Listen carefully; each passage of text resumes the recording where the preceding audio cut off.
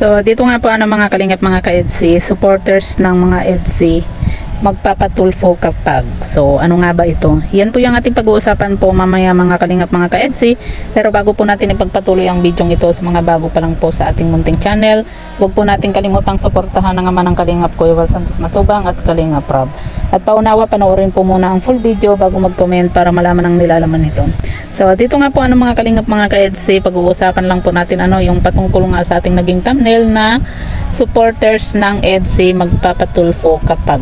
So dito nga po mga kalingap, may nakita po tayo na isang post nga po sa Facebook kung saan sabi nga po dito sa kanyang post, ang EDSI na love team na ito, pag hindi pa sila magkatuluyan, marami kaming mga supporters magpatulfo. Sabi nga po dito nga po sa kanyang post nga po mga kalingap.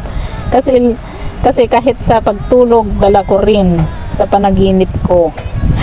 Grabe mga kalingap yung pagmamahal nila dito kay Beyonce, no?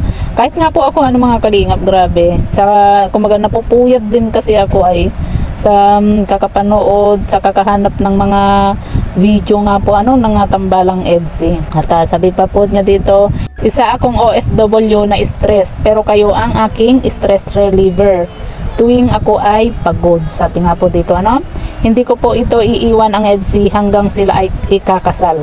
Walang pwedeng makakatibag sa EDSI, road to forever na sila. Sobrang bait na bata si Beyonce, sadyang hindi siya magbabago. Kasi mula umpisa hanggang ngayon, hindi ko pa nakitaan na tinarayan na si Edu.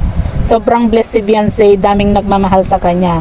Salamat Kalingap Rob. Sabi nga po dito sa kanyang post nga po ni Ma'am Julian Adorante. Grabe mga kalingap yung pagmamahal na ibinibigay po ng mga supporter dito kay Beyonce. Talagang kumaga ang dami pong napupuyat, ang dami pong yung yung halos yung oras talagang nandito nga po sa tambalang EDSI, sa panonood nga po ng tambalang EDSI. Lalo na po nung birthday, 'di ba? Nung magbe-birthday na itong si Beyonce, talagang grabe maging ako mga kalingap mga ka-EDSI.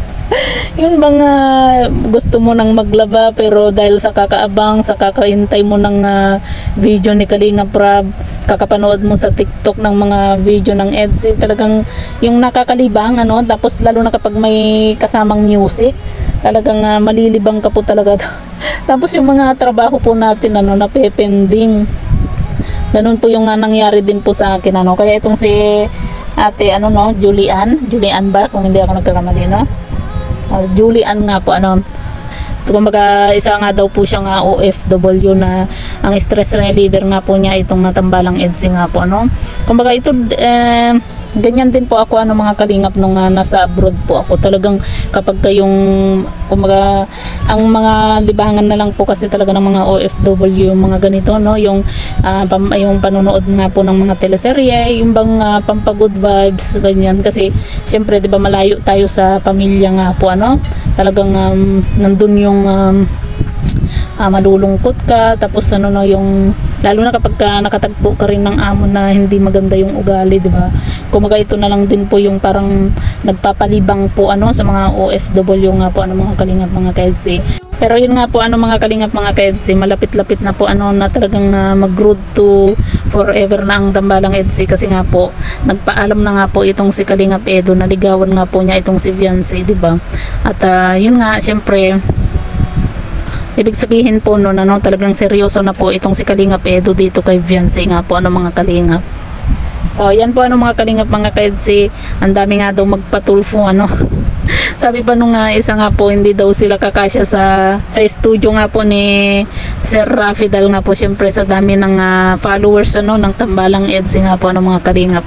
Nakakatuwa din po itong si ate Julian magpapatulfo na daw So yan po mga kalingap mga ka-EDSI, ano po yung masasabi nga po ninyo dito sa video ito, i-comment nyo lang po sa ibaba at babasahin po natin isa-isa.